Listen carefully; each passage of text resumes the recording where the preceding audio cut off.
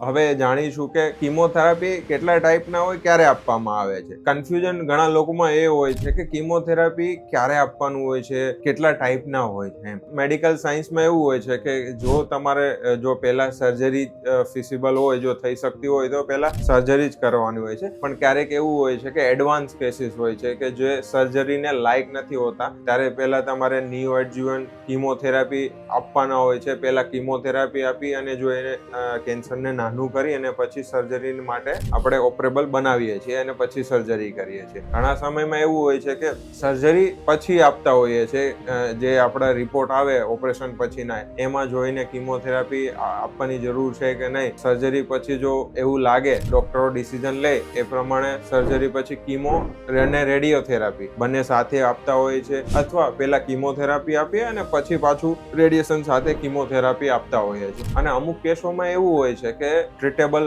Case ના હોય સર્જિબલ, અને અમુક વાર એવું હોય કે સર્જરી થયા પછી કિમો રેડિયેશન આપ્યા પછી ફરી થયું હોય, તો ત્યારે આપણે એઝ અ મેન્ટેનન્સ ડોઝ તરીકે કિમોથેરાપી અથવા પેલિએટિવ કિમોથેરાપી આપતા હોઈએ છીએ.